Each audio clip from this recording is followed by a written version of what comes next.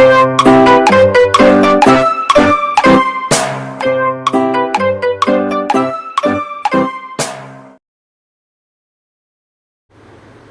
दोस्तों, good morning. कैसे हैं आप सभी। अभी बज रहे हैं सुबह के 10 और आज मेरा काम थोड़ा लेट हो गया है। दरअसल हमारे यहाँ पानी जो था वो ख़त्म हो गया और कल मैंने मोटर भी चलाया था, पर मोटर में पता ही नहीं क्यों पानी नहीं आ रहा था। तो इस वजह से जब अब मैंने सुबह ट्राई किया तो फिर पानी आया नहीं सुबह भी, क्योंकि पानी आने का यहाँ पे टाइम है। पता ही नहीं क्यों मोटर लगी हुई है, उसके बाद भी पानी आने का टाइम है और उसी टाइम पे आता है, बाकी टाइम पे पानी नहीं आता। तो आज पानी ख़त्म हो गया, इनको नहा के भी दूसरों के यहाँ पे आना पड़ा।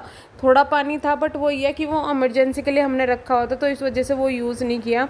और उसके बाद ये अपना काम पे चले गए और मैं लग गई अपनी सफाई पे।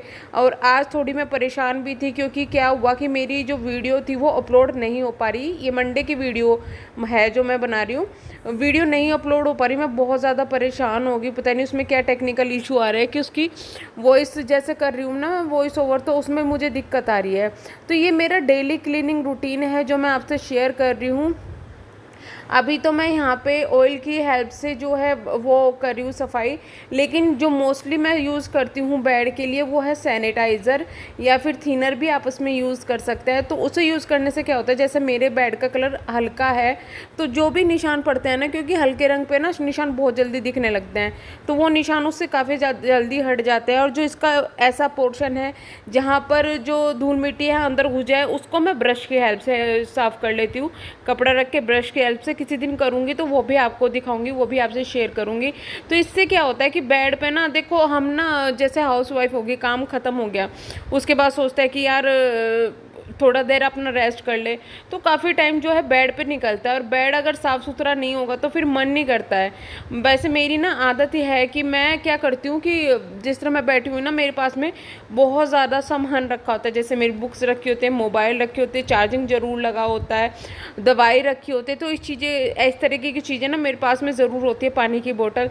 तो मेरा जो एरिया होता है ना, मेरा एरिया इसलिए कह रही हूँ कि हस्बैंड जी का दूसरी तरफ है, मेरा दूसरी तरफ है, तो मेरे एरिया में ज़्यादा सामान अधिकतर रखा रहता है। तो इस वजह से मुझे अपने तरफ बार बार क्लियर करना पड़ता है। इनकी तरफ तो क्लियर रहता ही है, ये सामान नहीं रखते, इनकी आदत नहीं है। बट मेरी आदत है कि मैं जहाँ बैठती हूँ ना, मैं वहाँ पे बहुत सारा सामान रख देती हूँ, और जब उठती हूँ तो उसको उठा के बहुत सारा सामान रखना पड़ता है। यहाँ पे भी देखो, आप देख सकते हैं कि मेरी बुक्स वगैरह रखी हुई है, डायरी वगैरह। मैं अभी वीडियो की ही काम कर रही थी और उसके साथ में थोड़ी स्टडी वगैरह भी हो जाती है, तो मैं उसमें लगी हुई थी। और यहाँ पे हो चुकी है मेरी बेडशीट कंप्लीट। बेडशीट मैंने इसलिए पहले नहीं उतारी थी कि सफाई करेंगे फिर तो बेडशीट दोबारा से गंदी हो जाएगी, तो इस वजह से मैंने पहले सफाई कर ली और फिर बेडशीट चेंज कर ली। और अगर बेडशीट उतारने के बाद सफाई करती तो भाई ये होता कि जो मेरे गद्दों के कवर है वो गंदे हो जाते हैं और उसे धुलने में बहुत ज़्यादा दिक्कत आती है। तो इस वजह से मैंने पहले इसको सफाई की और फिर बेड को बिछा दिया है। अब आ गई हूँ मैं दूसरी तरफ, जिधर मेरे कपड़े रखे हुए थे उनको डाल लूँगी मैं धुलने के लिए। कल मैं कपड़े धुलूँगी, आज नहीं धुलूँगी। और यहाँ लगा हुआ है तो मैंने मोटर का ये सायरन सा ये बोलता है, जब भी जैसा पानी भर जाता है ना, तो ये बोलता है आपकी पानी की टंकी भर चुकी है, तो वो वाला लगाया हुआ था। और उसके साथ साथ में बाकी जो पोर्शन है उसको भी मैं इस कपड़े की हेल्प से साफ़ कर लूँगी। आप डेली डेली ये चीज़ करते रहते हो ना, तो कमरा भी साफ़ रहता है। और जो बार बार ये होता है ना कि भाई एक साथ बहुत सारी सफाई कर रहे हैं, वो भी आपको नहीं करनी पड़ती। ये छोटी छोटी चीज़ें हैं, इनको साफ़ कर देंगे ना आप डेली के, उसमें ज़्यादा टाइम नहीं लगता, 10 मिनट लगते हैं ये सब करने में और आपका साफ़ सुथरा हो जाएगा कमरा। लेकिन जब आप इसको एक साथ एक ही दिन में सारा करेंगे तो बहुत ज़्यादा मैसी हो जाता है, बहुत ज़्यादा परेशान हो जाता है। तो इसलिए मैं तो यार थोड़ा थोड़ा ना हर रोज़ कर लेती हूँ। स्पेशली बेड का तो मैं करती ही हूँ, ये झाड़ पूछ। और मैं ज़्यादा सामान इसलिए बाहर नहीं रखती, क्योंकि अगर आप जिससे शो पीस वगैरह बाहर रखते हैं ना, तो जितना बाहर रखते हैं उतने ही आपको फिर सफाई करनी पड़ेगी। और ऊपर से पहले तो मैं रख देती थी, अब इनके भोलू महाराज की वजह से नीचे भी सामान नहीं रखे जा रहे हैं। वो मुझे गमले भी हटाने पड़ेंगे वहाँ से, क्योंकि ये मिट्टी एक तो खोता है, दूसरा इसने पेड़ भी तोड़ने शुरू कर दिए हैं, तो वो भी मुझे चेंज करने पड़ेंगे। बट वो हम अपने नए घर में ही सोचेंगे कि कहाँ रखने हैं, कैसे रखने हैं। ये देखो महाराज पता नहीं किस पे टूट के पड़ रहे हैं। हेलो बोलू, बोलू क्या देख रहा माँ, क्या देख रहा माँ, आजा।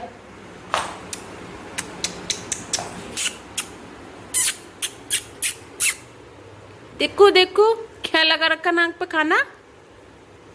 इसको अभी मुंह नहीं पोंछना आता और मैंने अभी पोंछा नहीं ना, तो ऐसे ही लगा के घूम रहा है। चलो मुंह मुंह पुछवा लो, मुंह मुंह पुछवा लो, चलो चलो मुंह साफ कर लो। आउच, हाथ मत गंदे करो। देखो दिन में क्या हो रहा है, अंधेरा और वाईफाई गया हमारा। बहुत बढ़िया, इतना मुश्किल से तो चला था। तेरी डेली ऐसा तूफान आ रहा है यहाँ पे।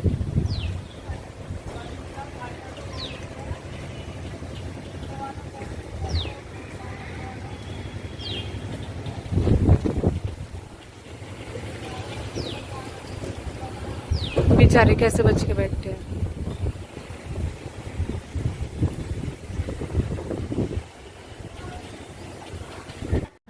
दोपहर और शाम के बीच का टाइम है और इस टाइम में मैं अपनी सब्जी काटने के लिए बैठ गई हूँ। सब्जी नहीं, आज मैं बना रही हूँ करेला। रेसिपी तो मैं पहले शेयर कर चुकी हूँ, लेकिन थोड़ी बहुत आपसे शेयर कर दूँगी। कुछ अलग नहीं तरीके से, नॉर्मल तरीके से मैंने बनाया है।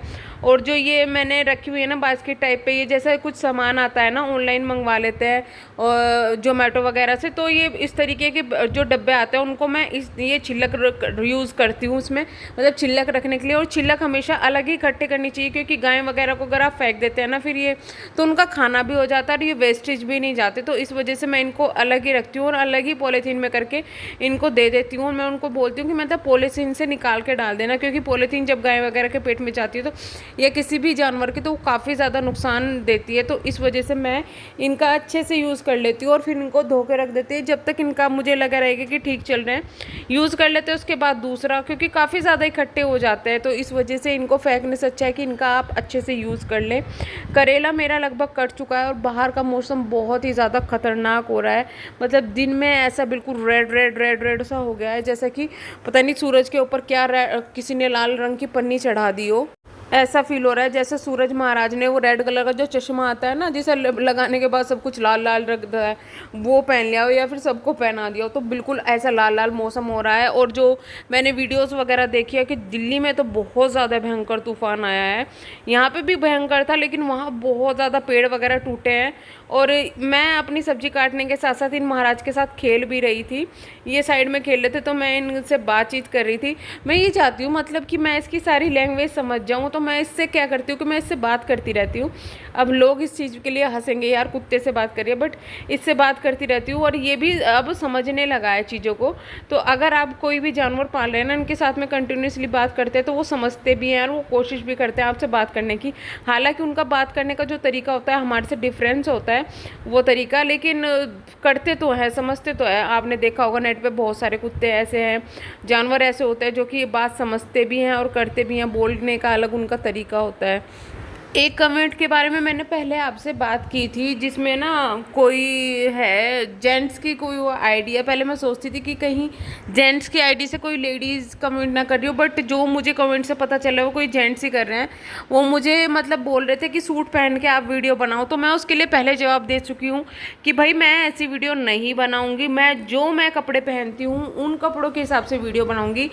मैं अच्छी वीडियो बनाना चाहती हूँ। ऐसा कुछ नहीं है कि कहीं यहाँ पर कोई फरमाइश चल रही है कि मैं फरमाइश आप करो कि अब सूट पहनो, अब साड़ी पहनो, अब नाइटी पहनो, तो मैं ऐसी वीडियोस नहीं बनाऊंगी। मैंने पहले भी कहा था।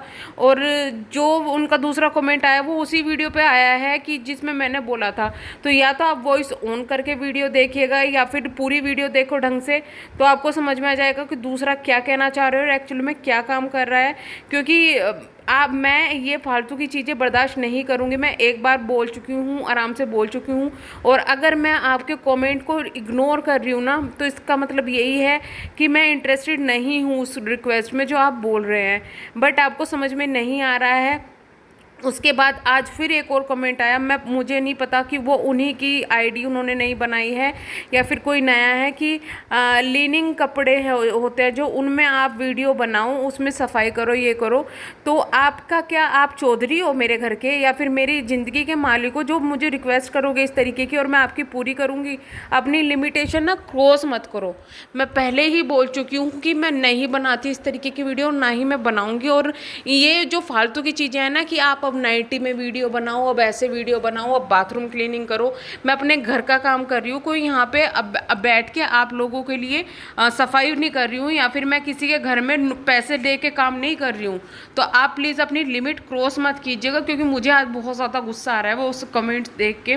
और या तो फिर मैं आपको ब्लॉक करूँ, अगर आप यही चाहते हैं कि मैं ब्लॉक करूँ तो आप वो मुझे बता दो, या फिर आप भाई मुझे ऐसे सब्सक्राइबर या ऐसे व्यूज़ नहीं चाहिए, क्योंकि मैं चाहती हूँ एक क्लियर चैनल बनाना। मैं अपने डेली के काम दिखा रही हूँ, कुछ यहाँ पे फरमाइशें वो करके नहीं दिखाऊंगी। आप कल को मुझे कहेंगे कि ये करके नाच के दिखाओ, तो आपको क्या लग रहा है कि मैं यहाँ नाच के दिखाऊंगी? मैं बिल्कुल भी ऐसा नहीं करूँगी। मेरी जो मर्जी आएगी मैं वो चैनल बनाऊँगी अपने चैनल पर, और मैं वो ही दिखाऊँगी जो मैं करती हूँ। मैं फेक नहीं कर सकती, और जो मैं कपड़े पहनती हूँ मुझे पता है, मैं अपने हिसाब से पहनती हूँ। किसी के कहने पर नहीं पहनूंगी कि आप क्या पहनो या क्या नहीं पहनो। मैं अपनी ज़िंदगी की खुद मालिक हूँ, आप मेरे मालिक नहीं हो। तो अपनी लिमिटेशन मेरे साथ में तो बिल्कुल भी क्रॉस मत करो। ऐसे बहुत से चैनल हैं जो ऐसा काम कर रहे हैं, बट मैं उनमें से नहीं हूँ जो ऐसा काम करेंगे। अगर मुझे ऐसा काम करना होता तो यूट्यूब पे 3-4 साल से मैं झक मरवा रही हूँ ना, तो अब तक तो मुझे काफ़ी सक्सेस मिल चुकी होती, बट मैं ऐसा नहीं करूँगी। और मैं ये ज़रूर कहना चाहूँगी कि जो लेडीज़ होती है ना, जो ऐसा काम करती है कि भाई किसी ने रिक्वेस्ट की कि ऐसी वीडियो बनाओ वैसी वीडियो बनाओ, कुछ चीज़ें तो सही होती है जिसमें किसी को नॉलेज मिलती है, लेकिन कुछ चीज़ें बहुत ज़्यादा बेकार होती है जो दूसरों को हार्म पहुंचा सकती है। तो ऐसा मत करें। और ये लोग ना फ़ायदा उठाते हैं इस चीज़ का बहुत ज़्यादा, क्योंकि मेरे पास में इतनी अजीब अजीब रिक्वेस्ट आती ना। आप खुद सोचो, एक रिक्वेस्ट आई थी, वो भी उन्होंने इंस्टाग्राम पे मुझे मैसेज किया था किसी लड़की की आईडी से, और डॉक्टर बन के, कि एक वीडियो बनाओ जिसमें लेडीज़ को साड़ी पहन के ना इंजेक्शन कैसे लगाया जाए वो दिखाओ।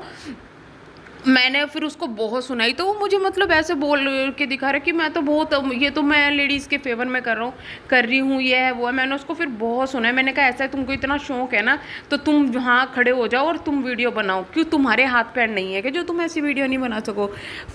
ऐसे भी आता है कि भाई हमें अपनी पैरों की वीडियोज़ बना के भेज दो, वीडियो बना भेज दो। तो भाई ऐसा है, जो ये वीडियोज़ बनाता है आप उनको रिक्वेस्ट कीजिए, उनसे जाइए। लेकिन अगर कोई आपके कमेंट इग्नोर कर रहा है, क्योंकि मैं कोशिश करती हूँ हमेशा हर कमेंट का आंसर देने की, लेकिन कोई अगर आपके इग्नोर कर रहा है तो इसका मतलब वो इंटरेस्टेड नहीं है, और मैं ऐसी नहीं वीडियो बनाऊंगी। तो मुझे बहुत ज़्यादा गुस्सा आ रहा है, मैं कुछ ज़्यादा नहीं बोलना चाहती। तो अपनी लिमिट मेरे साथ में प्लीज़ क्रॉस मत करें, अपनी लिमिट में रहें। आप ना तो मेरी ज़िंदगी के मालिक हैं, ना ही मेरे चैनल के मालिक हैं। तो वीडियो को करती हूँ मैं यही एंड। नमस्ते, थैंक यू सो मच।